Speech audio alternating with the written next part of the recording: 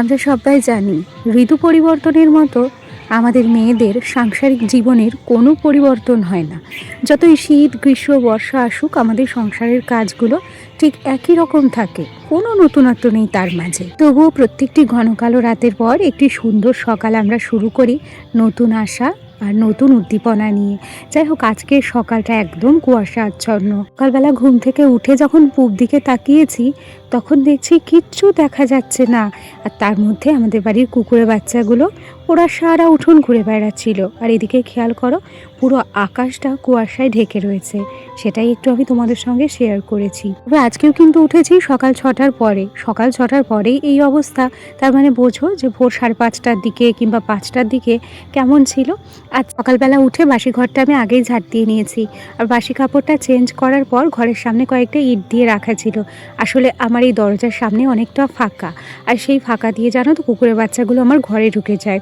তাই প্রত্যেক দিন রাত্রে শোয়ার আগে দরজার সামনে সার করে ইট দিয়ে রাখি, তাতে করে ওই ফাঁকাটা বুঝে যায় আর কুকুরগুলো পরে ঘরেও ঢুকতে পারে না। আর এই যে প্রত্যেক দিন সকালবেলা উঠে আগে ইটগুলো সরিয়ে দিই, আর তারপরেই এদিকে সিঁড়িটা ঝাড় দেওয়া বলো কিংবা মোছা বলো, আর বাদবাকি সব কাজগুলো করে থাকি। আচ্ছা, তোমাদের সঙ্গে গল্প করতে করতে এখন সিঁড়িটা কিন্তু আমি সুন্দর করে মুছে নিলাম। আর তার আগে খেয়াল করেছো, চাল থেকে কুয়াশার যে জলগুলো পড়েছে তাতেই আমার সিঁড়িটা কিন্তু অর্ধেক ভিজে গেছে। আর কেমন ছিটে ফোটা দাগও হয়ে গিয়েছিল। তাই ঝটপট করে আমি কিন্তু অল্প জল ছিটিয়ে বেশ ভালো করে সিঁড়িটাকে মুছে নিলাম। আর সামনে একটা চটও পেতে দিয়েছি, কারণ কি আমার তো ঘরটা মাটির, আর প্রত্যেক দিন এই জুতো পরে ওঠা হয়, তো ওইদিকে সিঁড়িটা না নোংরা হয়ে যায় জুতোর মাটিতে। যাকে এখন একটু কলের পরে চলে আসলাম। আমার ছেলে আমার বর দুজনের একজনও ওঠেনি। এই সুযোগে আমি কি করছি, এই জামা কাপড়গুলো একটু ভিজিয়ে দেওয়ার চেষ্টা করছি। এদিকে জামা কাপড়গুলো ভিজিয়ে রেখে তারপর ভাবছি আর সমস্ত কাজে হাত দেব। চা করব, ছেলের জন্য দুধ গরম করব, তারপর রান্না বান্নার চাপ আছে। যদি জামা কাপড়গুলো এই সকালবেলা ভিজিয়ে রাখি, পরবর্তীতে আমার আর কোনো অসুবিধা হবে না। আর হাতে যেহেতু এখন একটু সময় বেশিই আছে, খুব একটা কাজের চাপ এখন সকালবেলায় নেই, সেই জন্য আমি কিন্তু জামা কাপড়গুলো আগে ভিজিয়ে দিলাম। আর এরপরেই না আমার ছেলে এবং আমার বর দুজনেই উঠে গেছে, তাই আমি 3 জনের জন্যই ব্রাশ রেডি করেছি। আর কেউ খেয়াল করেছো আমাদের ব্রাশ দুটো? আমার বরের যে ব্রাশটা সেটা কিন্তু শার্ট এবং প্যান্ট পরানো, আর আমার যে ব্রাশটা সেটা একটা মিনি ফ্রক পরানো। কি দারুণ না ব্রাশগুলো! আসলে এই ব্রাশগুলো না দাবা ইন্ডিয়া থেকে কেনা হয়েছে। সকাল সকাল উঠে আমার শাশুড়িমা গিয়েছিল মাঠে, এবং সেখান থেকে দেখো এই ডাঁটা শাকগুলো তুলে নিয়ে এসেছে। প্রচুর পরিমাণে শাক হয়েছে এবার মাঠে। আর কি বলো তো, একটু ভিজে ভেজেও হয়ে গেছে শাকগুলো, আর শাকগুলোটা না মাটিও লেগে রয়েছে, ওগুলোকে ঠিকঠাকভাবে ধুতে হবে। আর এই যে মটরের শাকগুলো দেখছো, এগুলো কিন্তু আমাদের বাড়ির শাক, আর সেই সাথে পালং শাক। আসলে গ্রামে যাদের বাড়ি থাকে তাদের অনেকটা সুবিধা হয়। আর খেয়াল করে দেখবে গ্রামের বাড়িগুলোতে না জায়গা অনেকটা বেশি থাকে, আর শীতের সময় সেই বেশি জায়গাতে নানান রকম জিনিস কিন্তু চাষ করা হয়। যেমন আমাদের বাড়িতে এই যে আমি যেখানে বসে ভয়েস ওভার দিচ্ছি, ঠিক তার সামনে রয়েছে বাঁধাকপি, ওলকপি, পালং শাক, ছোলার শাক, মটরের শাক, ধনে শাক, আরও অনেক কিছু। সেই সাথে টমেটো, গাজর, বিট সব কিছু লাগানো হয়েছে। আর ওদিকে জমিতে আমরা লাগিয়েছি হচ্ছে পেঁপে। সেই জন্য জানো তো, শহরের তুলনায় গ্রামে সবজির খরচ অনেকটা কমে যায়। আর এদিকে গতকালকে তো হাটবার ছিল, সেজন্য আমার বর গিয়ে বাজার করে নিয়ে এসেছিল। বাদবাকি শাক টাক বাদে মোটামুটি যেগুলো দরকার সেগুলোই আনা হয়েছে। টমেটো, গাজর, মটরশুঁটি, ব্রকলি, আলু, পেঁয়াজকলি, বিট এগুলো দরকার ছিল। জানো তো, এগুলো তো আর আমাদের বাড়িতে এখনও পর্যন্ত হয়ে ওঠেনি, সেজন্য বাড়তিগুলোই আমরা কিনে এনেছি। আসলে গ্রামের দিকেই হোক কিংবা শহরের দিকে, আর বর চাকরি করুক কিংবা দিনমজুর, প্রত্যেকটি গৃহিণীরা দেখবে প্রত্যেকটি বিষয়ে ছোট ছোট হিসেব করে চলে। সেখানে সবজিতে যদি মাসের খরচাটা একটু কম হয়, তাহলে মন্দ হয় কোথায় বলো? আর তার উপরে সবাই তো সুযোগ সন্ধানী, সবাই এখন বর্তমানে কিছু না কিছু হলেও সেভ করার চেষ্টা করে। কেউ সবজি খরচ দিয়ে, কেউ মাসকাবারি খরচ দিয়ে। আসলে আমরা গৃহিণীরা নানান দিক থেকে সংসারে কিছু পয়সা বাঁচানোরও চেষ্টা করি। আচ্ছা, গল্প করতে করতে সবজি বাজারগুলো গুছিয়ে নিয়েছি, আর তারপর এদিকে আমি কিন্তু ভাত বসিয়ে দিয়েছি। এদিকে আমার বর কিন্তু প্রত্যেকটা সবজি কেটে দিয়েছে, ব্রকলি থেকে শুরু করে আলু, মটরশুঁটি সব কিছু রেডি করে দিয়েছে। আর আমি কিন্তু এদিকে রান্না করতেও চলে এসেছি। তোমাদের ওদিকে কেমন ঠান্ডা পড়েছে জানিও তো।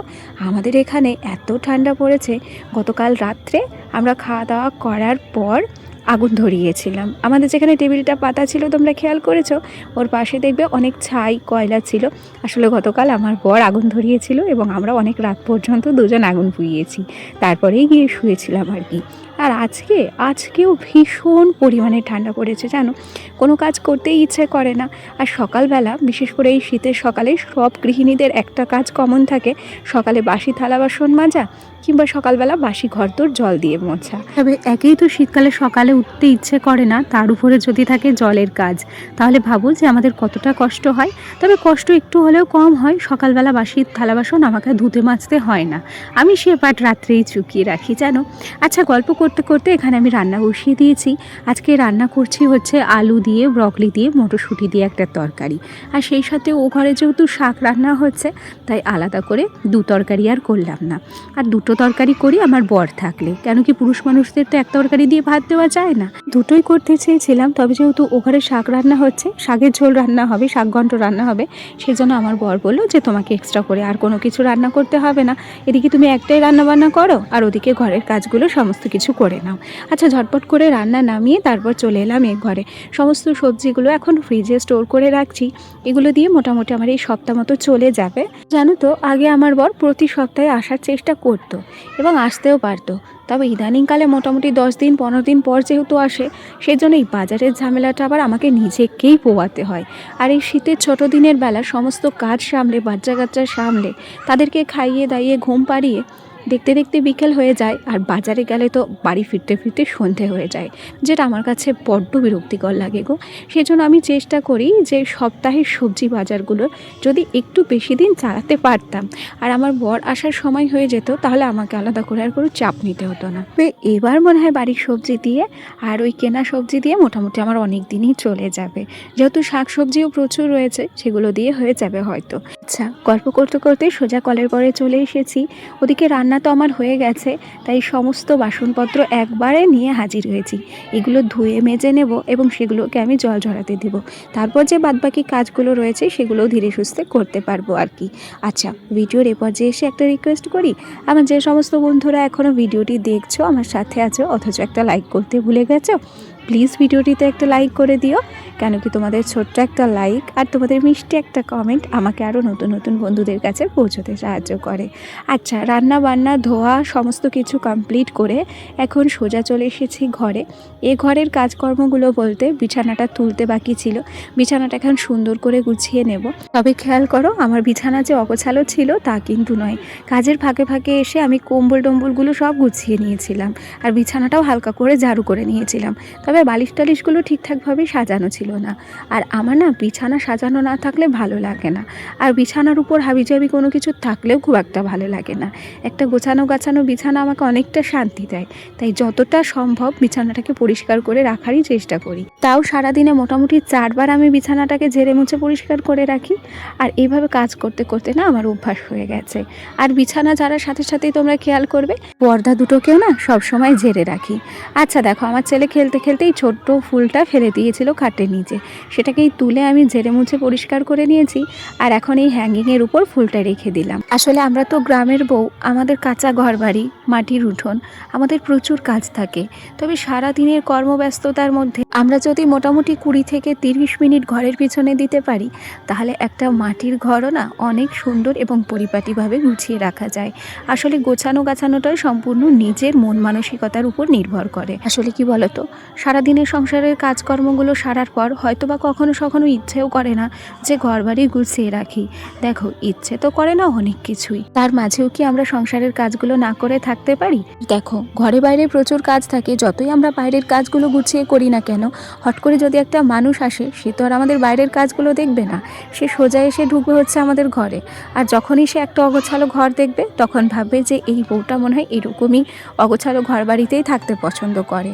বাহ্যিক কাজগুলো তার চোখে পড়বে না, কিন্তু ঘরের সৌন্দর্যটা সে আগে দেখবে। আচ্ছা, তোমাদের সঙ্গে গল্প করতে করতে জামা কাপড়গুলো সুন্দর করে ভাঁজ করে নিয়েছি, আর শীতের জামা কাপড়গুলো বাস্কেটের মধ্যে গুছিয়ে রেখে এখন কিন্তু ঘরটাকে ঝাড় দিয়ে নেব। মোটামুটি এখনকার মতো আমার সব কাজ হয়ে গেল, এখন রইল হচ্ছে ধোয়া কাচা। আচ্ছা, আজকে তো খুব একটা রোদ ওঠেনি, তবুও জামা কাপড়গুলো যেহেতু ভিজিয়ে দিয়েছি তাই এগুলোকে কাচতেই হবে। গতকালকে পিউ লাইফস্টাইল ব্লগ থেকে পিউ দিদি আমাকে কমেন্ট করেছে যে তুমি কোন অ্যাপ দিয়ে থাম্বনেল তৈরি করো আমাকে জানিও।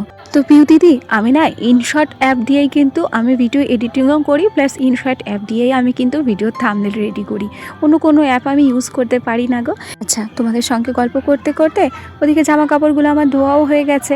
এখন একটু ফোঁটা রোদ উঠেছে, আর সেই রোদেই জামা কাপড়গুলো মেলে দিচ্ছি। আমি জানি যে এগুলো শুকাতে মোটামুটি 2-3 দিন সময় লাগবে, তবু একটা কাজ আমি মাথা থেকে কমিয়ে ফেলেছি, এটাই হচ্ছে অনেক, তাই না? আচ্ছা চলো, আমার আজকের ভিডিওটি তোমাদের কেমন লাগলো কমেন্ট করে জানাতে ভুলবে না। আজ তবে আসি, আগামীকাল আবার দেখা হবে। সবাই ভালো থেকো, টাটা সবাইকে।